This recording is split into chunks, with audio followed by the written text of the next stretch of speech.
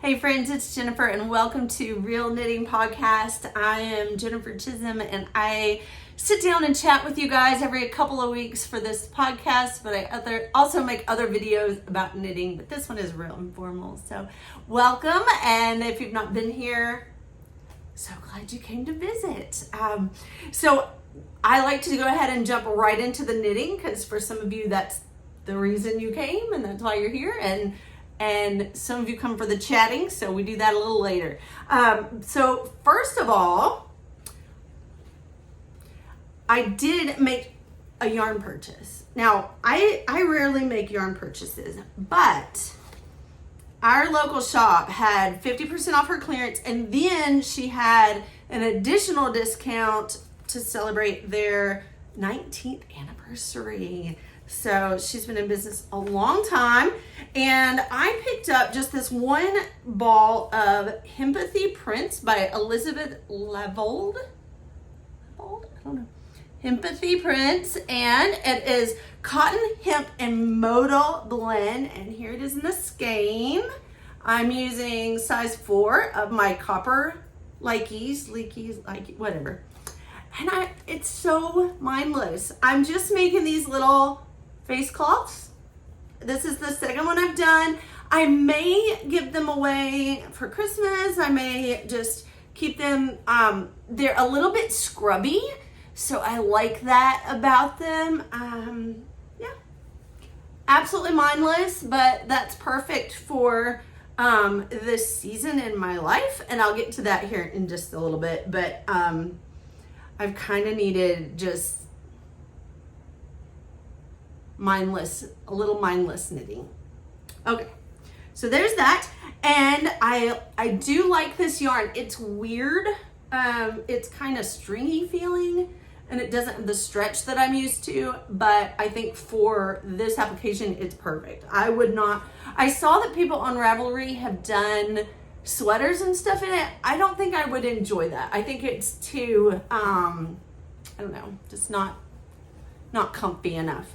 But it's living in this adorable bag. It's got the polka dots, and it's got rejoice and faithful and strength and joyful written on it with the flowers. I'd love to tell you where I got it, but so you can get one too, but I picked it up at a yard sale. Sorry. There it is. Okay, so mindless. Here's mindless number 2 coming up. I am just on the foot of my bamboo pop sock.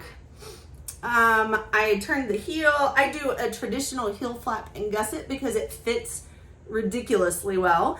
And there's my Eye of Partridge heel. If you don't know what that is, it's where on one row you knit one, slip one, knit one, slip one, knit one, slip one. Then you purl back. Then the next row, you slip one, knit one, slip one, knit one, slip one, knit one, like that, and then purl back. It requires just a little bit of paying attention, but it does make a super squishy back of the heel, which helps where it rubs on socks and stuff. Helps them last a little longer. But I'm just going round and round till I get to the toe. I'm doing this on these teeny tiny size 0 carbons needles, and I always link to those below because I love them. I like how it's striping up. It's sort of like a fat stripe and a skinny stripe all along, and these are probably going to be a Christmas gift for someone who does not tolerate wool very well and would enjoy some hand knit socks. It is still living in my JoJo bags from the Cozy Up Knits Girls. It's just a little drawstring bag, and it's got this little handle on it. Hot pink. It's got some pockets inside, but I don't really use them. But this is a great bag because it can kind of collapse. I've actually got 2 balls of yarn in there, but it can kind of collapse, and I carry it around in my big mom bags, so it's perfect for Carline and that kind of thing. I have done a few more rounds, or not rounds, they're flat, so they're rows. A few more rows on my my big rug. So I bought this rug secondhand. One of my knitting friends had passed away, and her daughter brought some things to sell to our knitting retreat. So here's my rug. Oh, it's Big Alpaca is the name of the yarn, and it's a rug bump is what you call it. I didn't know that before, but there's a rug bump, and I'm just knitting it. I don't know that I really thought about being able to knit a rug until I saw this thing, but I'm using these size 36 needles. No exaggeration, they are humongo. And I kind of feel like I'm knitting like this. So I don't hate it, but I can only stand to do a couple rows at a time. It's just a simple slip stitch pattern, and all of that color change is just the natural alpaca. It's beautiful. And it's felting a little bit as it goes along, and I get to finish a project that my friend Pam started and have it at my house. So I'm loving that. It is living. Oh, hang on. This is a picture of what the rug looks like in a different color, of course. I think this is the cream. But that's what it's supposed to look like finished. I don't think mine is this big. I don't think I have that much wool, alpaca. Pam's daughter may find some more somewhere, or my friend Carrie has one that might go with this. Worst case scenario, I could get a different color and pick up stitches all the way around and kind of add a border. So I'm not real worried about it. I'm not in a big hurry to finish it because there are too many people and animals in the house right now who are destroying of things like this. And it is super squishy. It may live under my bed and I might pull it out like first thing in the morning so it's what my feet touch in the morning. Or I may just snuggle it. I don't know. I just love it. And then that's the rug. It's living in this giant mermaid bag, which is really like a shopping tote, like you might take to the grocery store, I guess. But it's big enough to carry the rug, and it's those beautiful blues and greens. And I just snapped this up at the retreat on the free swap table. If your retreat does not have a free swap table, get them to do it, because you get rid of the things you're not using and you get treasures. I did finish my Debbie's Toboggan.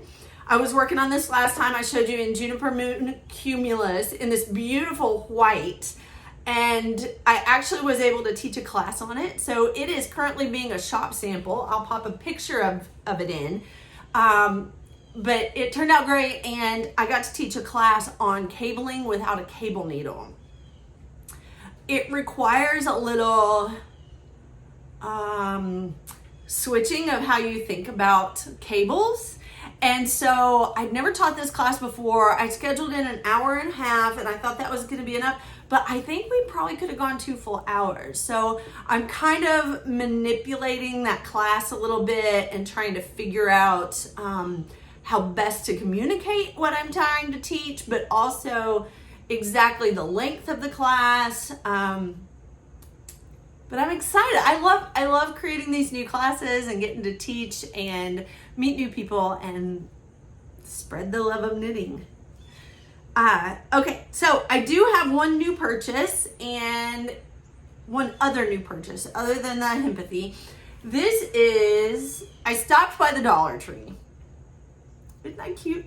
I stopped by the Dollar Tree because I wanted to make, for some time I've been wanting to make a video about notions and tools and accessories for knitting that you can pick up at the Dollar Tree.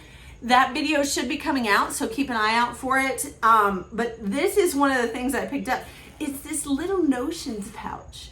Now, it's technically called a tech case. I think it's supposed to be for your earbuds and stuff. See, it's got this little mesh pocket in it, but isn't that sweet? And $1.25 at the Dollar Tree. but that's pretty much that in the empathy. That's all I've bought, but I have to make up for everything I bought down at retreat. Okay, so next, let's talk about why I need mindless knitting, because I kind of have, that's pretty much all I've been doing. Besides the toboggan, that was mindful, but besides the toboggan, I have needed just straight up simple knitting. I found out last Sunday that a friend of mine from yoga passed away, and he was one of these guys that always made you feel like you were family. And I've really grieved him. That's been pretty hard. And then we have an appointment Saturday to let our dog go. She is a lab border collie mix. If she lived to January, she would be 15, which, if you don't know, that's really old for a dog like that. If you think that putting down an old, sick, tired animal is a bad thing, please don't comment, because we have really struggled with this decision. She's not been well for quite some time, and I've kind of grieved all along, but this week has been really difficult for my husband. And it's going to be hard on the kids. You know, she's always been around. She was the first dog that I ever fell in love with, and she has always been my protector when my husband couldn't be home. So, yeah, I'll pop in a picture of her. She's a good old girl, but that's why I'm kind of, I had a hard time getting started on this video today, because, I don't know, when you're sad, you kind of just want to hide, I guess. But let's move on. So I've done a couple of shorts videos, and it's so funny. I did one, I know I've done this for this podcast, but when I teach knitting, I can't remember the little off jumps jack rhyme that people do. And so I teach it this way. I teach stab it, choke it, pull it through, or pull it outside and throw it off the cliff, right? I know, I have a warped sense of humor. If you don't like this, go find your podcaster, because I'm not her. Okay, so I did this, and I did just a quick little shorts video, and I had done another one before, but this one, I've done a couple of shorts, and most of them are like, wah, wah. This one already has over 1,000 views. It has 9 likes, but it has 5 dislikes. So apparently I'm offending people on YouTube, and I'm sorry, that just makes me laugh. Like, I'm not a violent person. I just have kind of a sick sense of humor. If you've seen the video, let me know what you think. Is it funny? Is it not funny? I don't know. Anyway, I have a few shout outs.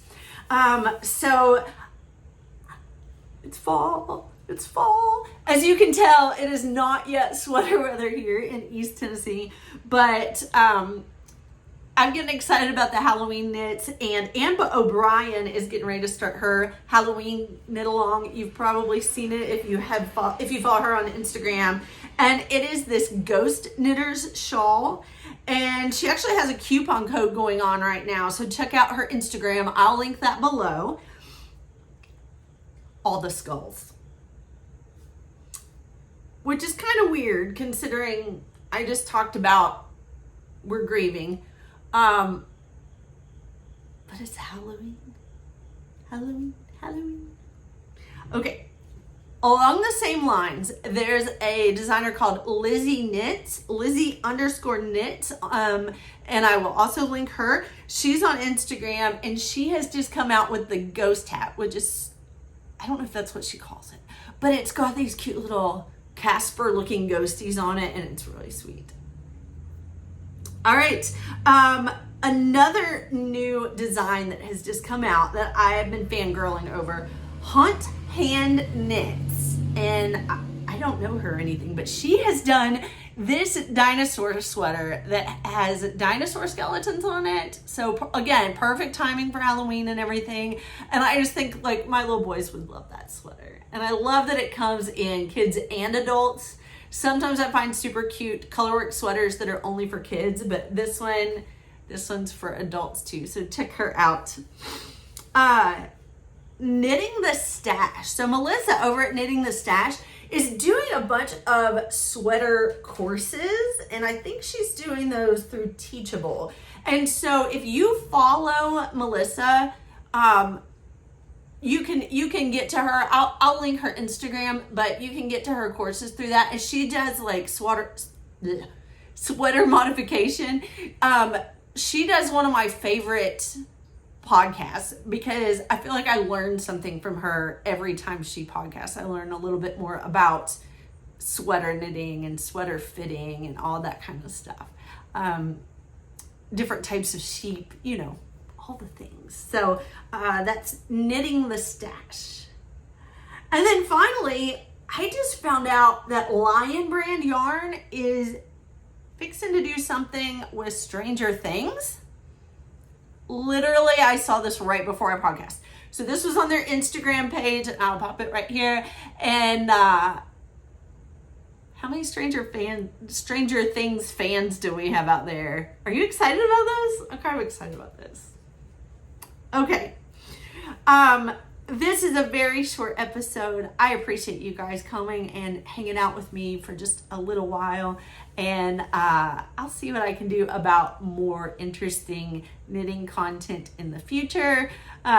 See you in a couple of weeks. Love you all. Bye.